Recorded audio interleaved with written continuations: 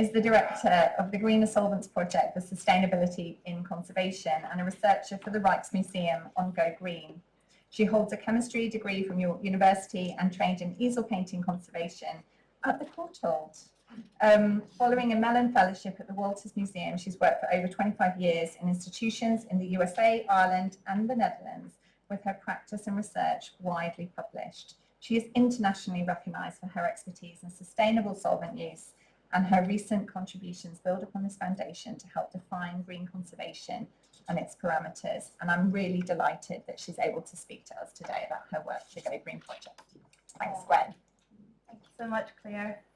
It's a great pleasure to be here, back at the Courtauld after so many years. So yeah, my name's Gwendoline Fife, or Gwen, and I'd just like to start by thanking the organisers of this workshop at the Courtauld Institute, and also to say that whilst I'm the one standing here to present these results, our work on defining green conservation has indeed relied on contributions from many people, including many people in this room, which will become apparent. Can you hear me okay, by the way? Okay. Which will become apparent when you hear about how the definition was developed.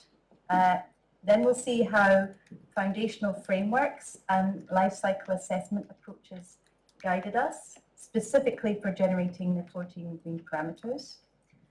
How this work aims to support a balanced, data-driven approach to conservation. And lastly, how we can put the parameters into practice. So there'll be a few QR codes popping up. I hope they all work. If they don't, please just raise your hand and stop me. So I'll let you know. So the bringing parameters into practice is the biggest aspect today with regards to this workshop, because it reflects how we can practically take and communicate greener steps in conservation, and how we can reduce some of the barriers to taking those steps, which clearly aligns with acting for sustainability, identified as the final competence area of the European Sustainability Competence Framework, GreenComp. And this is one of the first QR code. This takes you to GreenComp if you're interested to hear more about that. Yeah, I'll be quick because I'm switching slides. Before delving into any hows, I just wanted to quickly tackle some of the whys. Since I'd understand if some of you might be thinking, why do we need a green conservation definition? I mean, we know what green is, and isn't conservation, not to mention educators, doing enough good already, especially from a sustainability perspective? For instance, looking at the principle of sustainable development, as outlined in the United Nations Our Common Future Statement from 1987, humanity has the ability to make development sustainable, to ensure that it meets the needs of the present without compromising the ability of future generations to meet their own needs. From this statement, it's clear that in safeguarding cultural heritage, our field is fundamentally concerned with the needs of future generations, and that conservation is inherently aligned with the principles of sustainable development. Considering the pillars of sustainability, the socio-economic significance of cultural heritage is incalculable, and accordingly, the protection of cultural heritage is itself a specified goal in sustainable development. So yes, conservation does a lot already, and we certainly don't need to make our work more complicated. We already face both complex technical concerns and socio-economic challenges.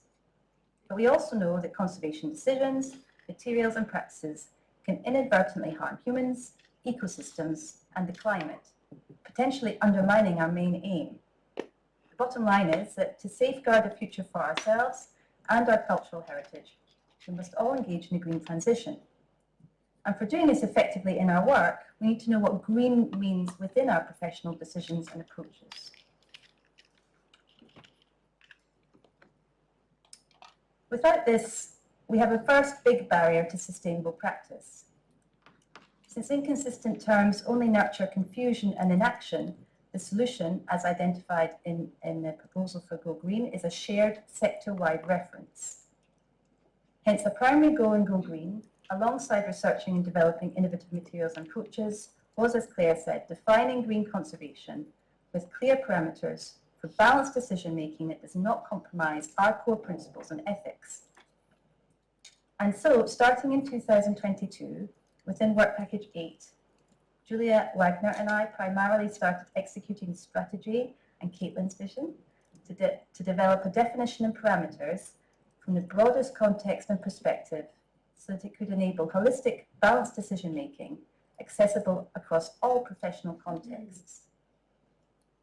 So now I'm just going to give a very brief overview of the connected three-pronged approach that we applied to achieve this.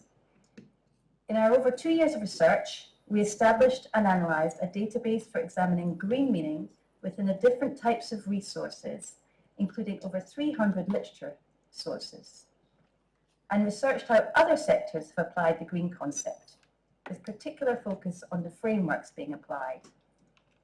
We worked with GOGREEN colleagues and external experts and discussed the work with representatives from professional associations. And of course, our community's engagement was a most crucial step. In total, we held over 40 focus groups open to everyone in the field. I hope some of you were able to see this and join us for this discussion. We shared surveys and requested written reviews of our work in progress, including from our cluster project partners and an external definition committee. In short, we had inputs from several hundred individuals from around the world accompanying our academic research, and we're very grateful to everyone who's been involved.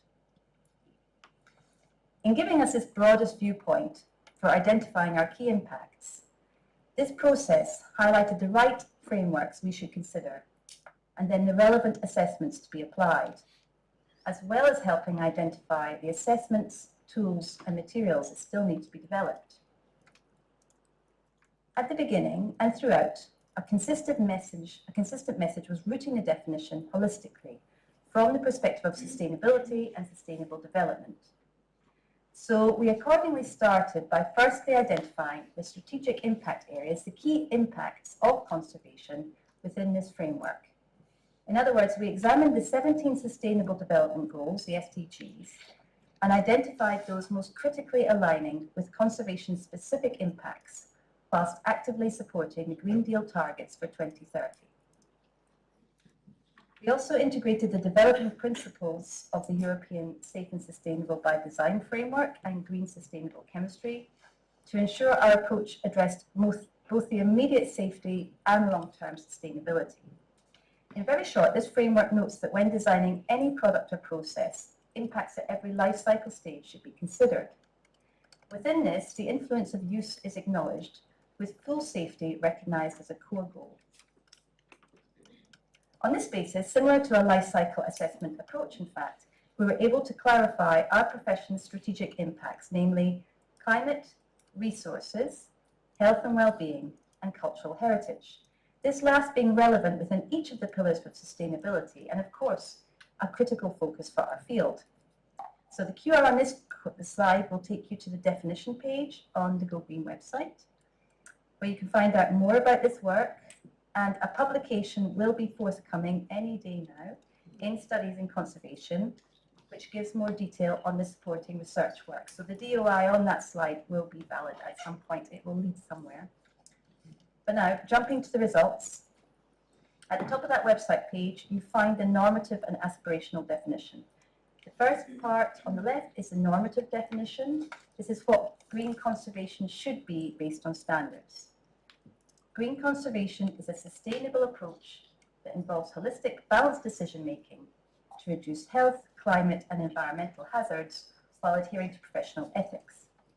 And then beside it, the aspirational definition, which describes the ideal goals of green conservation. Green conservation aspires to protect cultural heritage while minimizing harmful impacts on climate, human health, environment, and resources. And linked to this are 14 green parameters, derived and grouped in the key impact categories we identified, which makes the definition actionable. Essentially, these parameters translate the high-level goals into practice, so we can evaluate our decisions and actions within a framework to protect cultural heritage, reduce impacts on the natural environment, and support human health and well-being. Accordingly, these parameters are, of course, then also embedded with other GOGREEN work. In developing the parameters, for instance, We carried out surveys to see what data was being considered for assessing greenness and what was missing. This informed the parameters directly and clarified the data sets needed for expressing the related parameters in the DSA, the Digital Support Application Web App being developed in Work Package 6. And of course, the parameters also linked with the decision-making model, the DMM, developed in GOGREEN, which aims to bring green conservation thinking into our professional decision-making.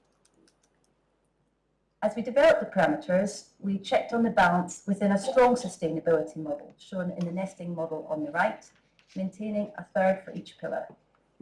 And also the balance of environmental categories, so 2 for hazards, 3 for climate, and 3 for resources was considered, which gives a total of 8 general or environmental protection categories.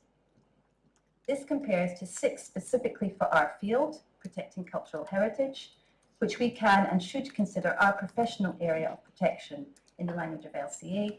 And of course, this was all developed through our research and discussions, as mentioned, also with our collaborating experts, including Matt Eckelman from Stitch, and who is also on GOGREEN's International Advisory Board.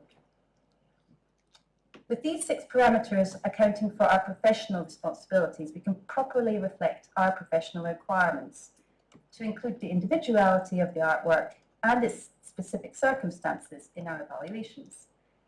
Crucially, these 6 parameters make sure that green conservation never means substandard and aims to provide the role of equal results for the assessments in our field. So there's some equivalency to, if you know about LCA, there's a functional unit mentioned, and the green parameters therefore provide an LCA-like approach per individual treatment process and context.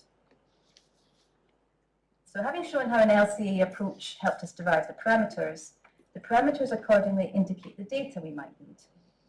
Access to reliable, comparative regulatory assessment data for the general environmental parameters is critical because our intuitions about environmental impact can be quite wrong. So for evaluating these 8 parameters, LCA data contributes to making genuinely informed choices about how materials and processes can measure up. Accordingly, through collaborations with FAIC and Stitch, the GOGREEN DSA will provide LCA data for certain general parameters related to conservation materials and treatment choices, alongside enabling the user to enter their specific inputs for the professional parameters. For accompanying the DSA, it's actually primarily Julia Wagner so far, have been creating a tutorial for using it, which we think even outside of the DSA can be a useful resource for providing insights on the logic and data being considered for directly applying the parameters. With Roberta and Giorgio going into the DSA shortly, I'm going to rather focus on hopefully giving you some greater initial familiarity with the parameters and putting them into practice, which hopefully supports key aspects in the module demonstrations during these 2 days. And of course, the aim is that everything you might need to start is supported by the website, the upcoming publication, and a starter guide we've prepared. And this information will always be available on Zenodo.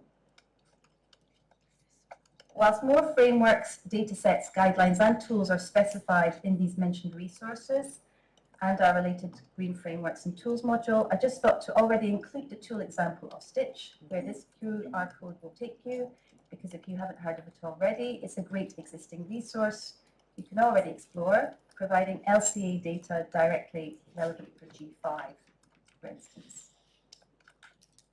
So diving in, as mentioned, within the 14 parameters related to conservation's main impact categories, 3 relate to the general categories. The first of these is toxicity and hazard impacts, with G1 assessing toxicity and hazard risks to the natural environment, and G2 assessing these risks to humans. The next 3 assess impacts on climate change, with parameters G3 to G5 focused on energy use. G3 covers indoor climate control, for instance, institutional HVAC systems. G4 covers the energy used during a treatment, such as specific equipment or specific analytical tools. And G5 assesses the carbon footprint or global warming potential of the materials being used. The last three parameters in the general impact categories, G6 to G8, evaluate resources.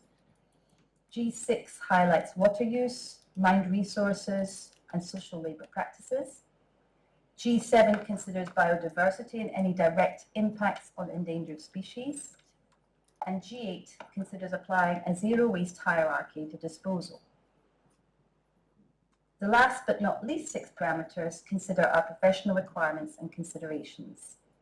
G9 looks at applying conservation materials, encouraging synergistic benefits for any change in potential impacts, for instance, applying solvents via tissues or gels. G10 looks at the quantities needed, encouraging safe efficacy. G11 considers the longevity and stability of the result. Recognizing the importance of accessibility, G12 considers the availability of associated tools, materials, and their financial cost. G13 considers the ease of the approach and the time needed. And G14 comparably evaluates how well the decision or treatment meets the preservation goals. In this way, combining the general and professional parameters, and similar to LCAs, the assessments are always comparative. So 100% green does not exist, which I think is a conclusion from the feedback from the students. One solution or approach will be greener with regards to some parameters, whilst another might be greener in others. Whilst evaluating all the impact category aims to support balanced decision making, the parameters are not listed in order. Rather, since it's not always clear where to start with climate action, the parameters are designed to help us start anywhere and in any context in conservation. So you can start with any impact category, perhaps simply looking at what you think could be critical in your decision, acknowledging the results might not be what you expect, or focusing on what is under your control. I'm going to briefly try and illustrate their potential working by looking at some different applications and professional situations. The first will be an example from an institutional level decision at an upper management level, where a big ticket item place to start is surely energy, which is a key thing since the energy transition is fundamental to reducing impacts on climate change. Illustrating this in practice is work undertaken at the Rijksmuseum, where they've been monitoring the results with an impact monitor since 2019, whilst also keeping in mind impacts on preservation goals. So as highlighted here, our professional parameters G9 to G14 are always present in key. Considering the museum's energy use, here you can see the results based on slides kindly lent by Katrien Kuhn for gas consumptions in the years 2019 to 2023. In that period, there was already a 76% drop in gas consumption, and replacing boilers with heat pumps in the last year gave a 97% reduction compared to 2019. Electricity consumption has also been reduced. To do this, a thermal energy storage system is being used in combination with heat pumps, so excess heat is stored to warm the building and the surrounding offices in the winter. Appliances are switched off at night. LED lighting is used. Options for generating electricity are also being explored, and the climate conditions are being adapted in line with easel guidelines to reduce energy consumption.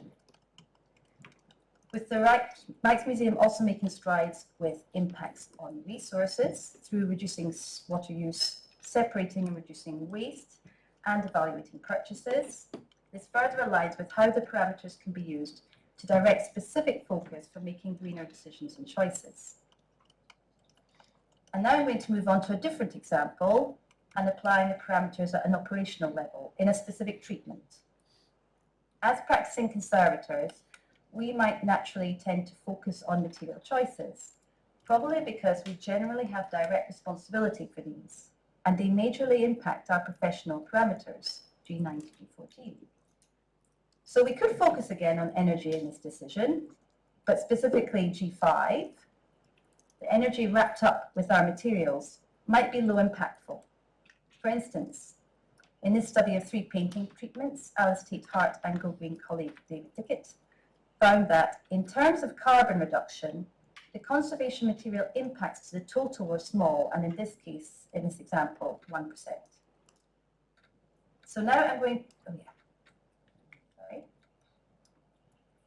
So in the case of selecting our treatment materials, energy might not be the big impact.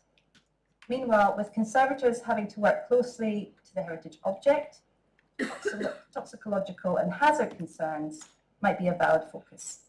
The impact category was found to be paramount in our literature research pertaining to conservation material testing and practice, and it's recognised as a core goal in greenness, being also the first step in the safe and sustainable by design approach. So starting with parameters G1 and G2 with a focus on immediate toxicity to the local ecosystem and to the human operator will be often the most direct and empowering place for practicing conservators to start. And as always, alongside the hazard impacts of G1 and G2, professional parameters remain critical, since of course the treatment materials have to be effective and safe for the artwork or cultural heritage object. This is not only in accordance with our own ethics, but also comparative safe efficacy is key for greenness evaluations. So for instance, in looking to substitute a highly hazardous petroleum-based solvent for a less hazardous alternative, we know certain physical and chemical properties are needed to do the job. But we also know the specific treatment requirements can vary, and the potentially complex and individual nature of artworks influences their response to solvents. This means careful assessments are needed to avoid making regrettable substitutions. So putting parameters into practice can also reduce barriers in such research by combining external regulatory data with our own testing in this specific use. And illustrating this methodology on the slide is research we published for initially testing and selecting some greener solvents for varnishing paintings. In that paper, we applied the Solvent Star tool, which I designed for testing free solvent for greener selections in applications on paint films, where you can quickly see on the star a comparative assessment of an initial safe efficacy. So included within the program for these two days, such tools like this are proving generally helpful in reducing the barriers for bringing the parameters and greener selections into practice.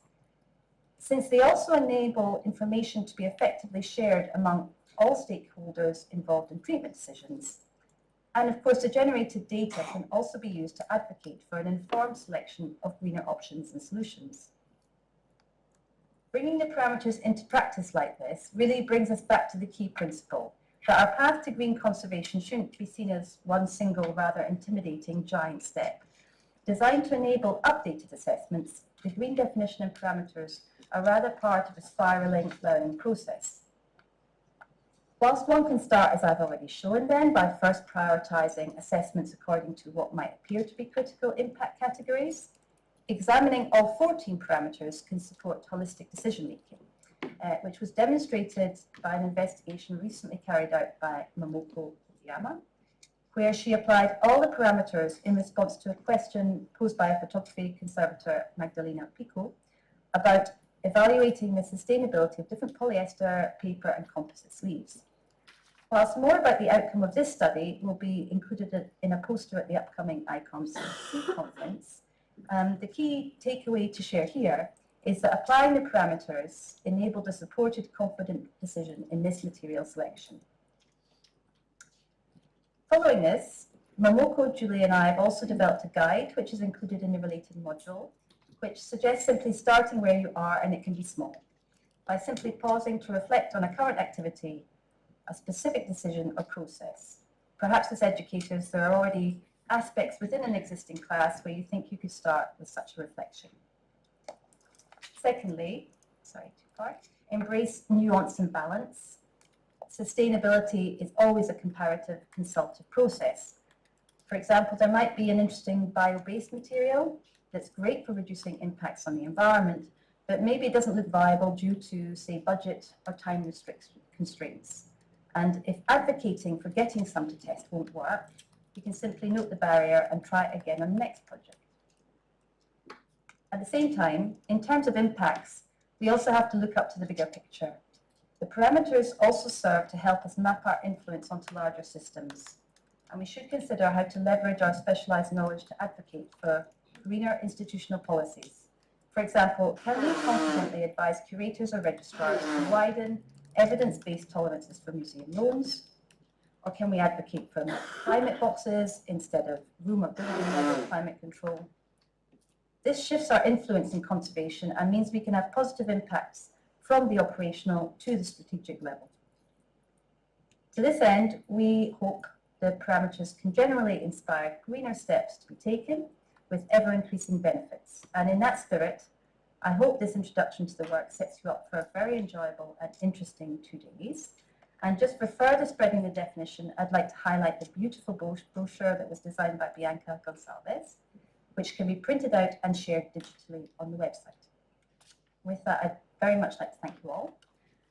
Very much like to thank everyone who's contributed to this work, and of course, again, thanks to the organisers of this workshop. Thank you for listening.